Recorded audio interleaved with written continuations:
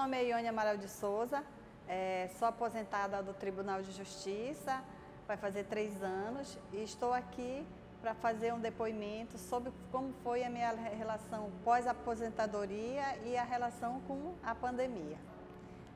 Ione, como servidora, era uma pessoa muito ativa, muito dinâmica, fazia tudo ao mesmo tempo. O pensamento fazia uma coisa, já pensava em outra. E sempre a maior correria dela era resolver as coisas dentro da atividade dela como servidora.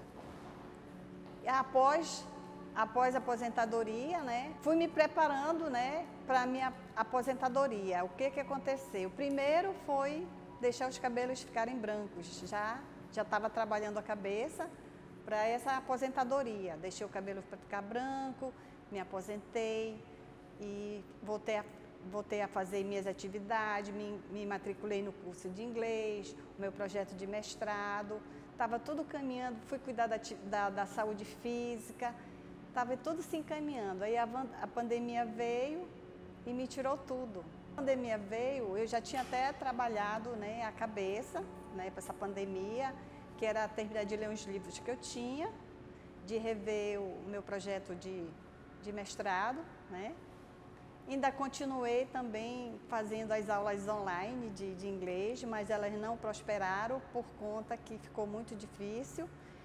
E quando foi um dia, me acordei, já tinha feito tudo o que tinha que fazer, e agora, o que eu vou fazer?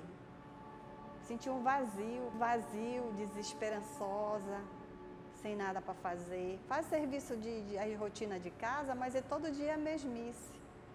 Não tinha mais encontro com os amigos, não podia mais ir para o cinema, não podia mais ir para minhas atividades físicas, só dentro de casa. Aí um dia me levanto, olho para o nada e começo a passar mal.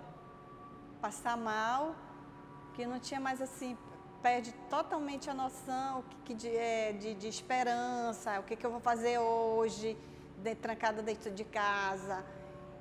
Comecei a passar mal, uma sensação horrível no corpo, uma palpitação, um suor, a cabeça, burbilhões de pensamentos ruins. E eu comecei a passar mal, não sabia o que eu tinha. E assim, eu só num apartamento que mora eu e meu filho. Embora meu filho trabalhe, meu filho trabalhou a pandemia toda, eu ficava só em casa. E aí eu me vi sozinha, fiquei com medo da morte. Eu digo, se eu morrer, quem que vai me socorrer? O pensamento não deixa você pensar em nada. Quer dizer, se eu morrer, quem vai me socorrer? Você não tem nem iniciativa de pensar que você tem um celular, que você tem amigos, que você tem vizinhos, você tem uma gama de pessoas com quem você pode contar. Mas aquele turbilhão de pensamento não deixa você pensar, você fica paralisada. Aí, a partir do momento que eu me senti paralisada, o que eu fui buscar ajuda? Fui buscar ajuda de um profissional. Procurei um psiquiatra, fui em uma consulta que demorou mais ou menos 1h30, me receitou medicação e vou confessar para vocês que eu tive resistência nessa medicação. Como nunca tomei remédio controlado, eu tive um pouco de resistência, eu tive que brigar comigo internamente para poder eu tomar essa medicação. Então foi a partir da medicação que eu comecei a melhorar, a partir da medicação. E na consulta com o psiquiatra, ele perguntou se eu morava num prédio, eu disse que sim. Se eu morava em andares superiores, eu disse que não. Porque eu acho que naquela ocasião ele ficou preocupado se eu não tinha o instinto de suicídio, que é o que tem muito hoje. Então eu disse para ele que não. Na minha cabeça eu não tinha o pensamento de suicídio. O meu pensamento, na hora que eu fiquei muito só na minha casa, meu pensamento era se eu morresse sozinha e ninguém me socorresse. O medo era só de morrer só e não ter ninguém para me ajudar. Só que você não consegue visualizar que você tem pessoas, que você pode contar, para te dar um conforto, conversar com você, entendeu? Então o psiquiatra, o que que ele fez? Perguntou, você mora em que andar? Eu disse, no térreo. Aí ele ficou mais calmo, porque ele pensou que eu morasse em andares superiores e que de repente os pensamentos suicidas, né, pudessem vir e eu me jogar. Mas eu disse para ele que eu não tinha o pensamento suicida, graças a Deus, não tive e nem tenho. Então, a partir da consulta com o psiquiatra, eu tomei a medicação. Nos primeiros dias eu tive muita resistência para tomar o remédio, mas eu fui contra essa resistência. Como eu sou uma pessoa que sempre desafio, então eu tomei a medicação. A medicação, ele disse que o tratamento ia durar de 6 a 1 ano. E eu tomei a medicação, mas com a medicação ele me sugeriu umas outras alternativas que eu pudesse tomar e que ia melhorar todos os sintomas que naquele momento eu estava sentindo. Então o que que eu fiz? Fui procurar ajuda, fui para yoga, fiz meditação, fiz uma reeducação alimentar e fazer caminhada. Então isso me ajudou muito, muito, muito, muito, muito. Então foi a partir daí que eu fui começando a melhorar. Mas a psicoterapia, que hoje eu continuo com a psicóloga, a doutora Sandra, daqui do tribunal, que me acompanha, continua me acompanhando ainda na terapia. Então ela me ajudou muito. Tinha dias de desespero que eu ligava para ela, que eu estava assim com os pensamentos todo desorganizados, gente. Pensa como a desorganização mental é horrível. E hoje eu estou aqui para fazer o meu depoimento, eu estou bem, o psiquiatra já me liberou, eu só estou fazendo a terapia, não tomo mais medicação e a vida continua. E a pandemia veio para me mostrar o antes, o depois, e o desafio é esse, a gente se renovando a cada desafio, a cada montanha que tem na nossa frente, subir, descer, recuar, subir, descer, recuar. Então a gente tem que se reinventar a cada desafio que o mundo nos impõe, né? Nem que às vezes a gente queira. E também a gente tem que sair da nossa zona de conforto, que às vezes a gente não gosta de sair da nossa zona de conforto. Então assim, continuo com a terapia, com a doutora Sandra. Eu não sei quando eu vou parar, eu acho que eu nem quero mais parar. E estou aqui para dar meu depoimento, que se você tiver algum problema, você tem que procurar ajuda. Você tem que procurar ajuda de qualquer forma. Porque hoje, muitas pessoas têm sintoma de depressão, têm suicídio e não procuram ajuda. Então, é importante você procurar. A medicação, como eu tive resistência, muita gente tem, mas a medicação você toma e você para. Você tem como fazer esse intervalo de parar essa medicação. O psiquiatra vai te orientar, a psicóloga vai te ajudar, entendeu? Então, o remédio também é importante no tratamento. Não só as outras alternativas que eu falei aqui, mas a medicação também é importante. Bom, hoje eu consigo dizer que hoje tenho a Ione antes da pandemia e a Ione depois da pandemia. Hoje eu sou uma pessoa diferente em todos os sentidos. Hoje eu me desapeguei de muita coisa. Sou mais solidária com as pessoas. Estou fazendo um trabalho voluntário,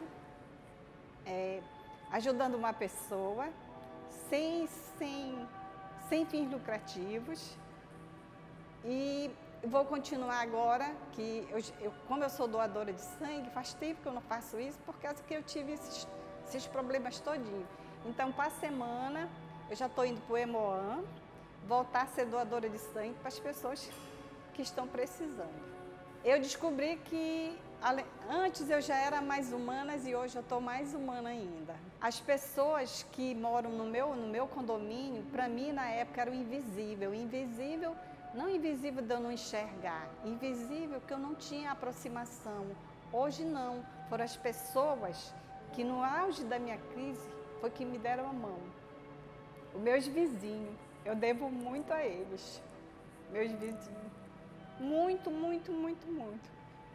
Tinha uma vizinha que ela saía de manhã, ela me botava no carro dela, a gente não ia para canto nenhum, só dar uma volta na cidade e voltava.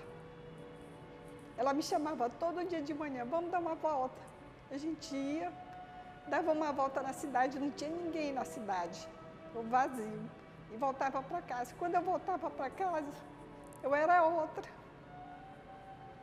Eu me sentia mais alegre. E hoje, assim, eu sou totalmente diferente de antes. Totalmente diferente, muito diferente. Hoje, a sensação que eu sinto é que eu não estou só. Naquele momento que eu me senti só, que eu pensei que eu ia morrer sozinha, você não consegue pensar que você não está só. Quando eu comecei a fazer a terapia, o psicólogo diz assim, você tem que ter uma gama de pessoas com que você pode contar. Não é assim que você tem que ter uma pessoa direto com você. São as pessoas que você liga, são o suporte que você tem que ter com essas pessoas, entendeu? Então, assim, hoje eu tenho uma relação muito boa, né, com as pessoas desde a época da pandemia e a gente se aproximou cada vez mais. A gente viaja junto, faz programas junto. E assim, ultimamente o condomínio onde eu moro, a gente teve uma relação com algumas pessoas que passaram por o mesmo problema, a gente está cada vez mais junto e espero que isso não se perca com o tempo. Que se depender de mim não vai ser perdido.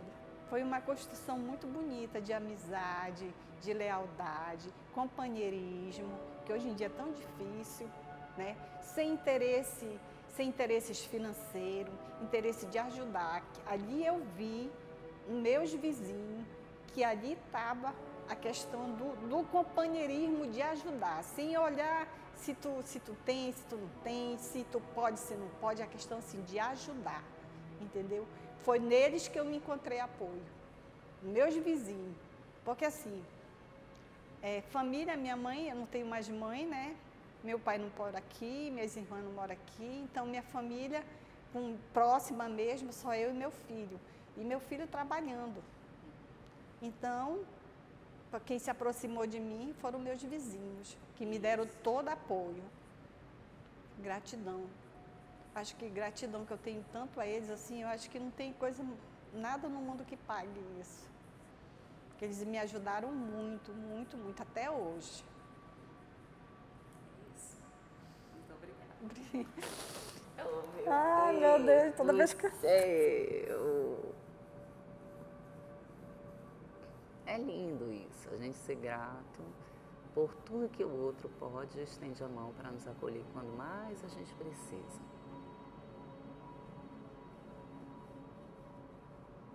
E hoje você pode acolher tanta gente, né?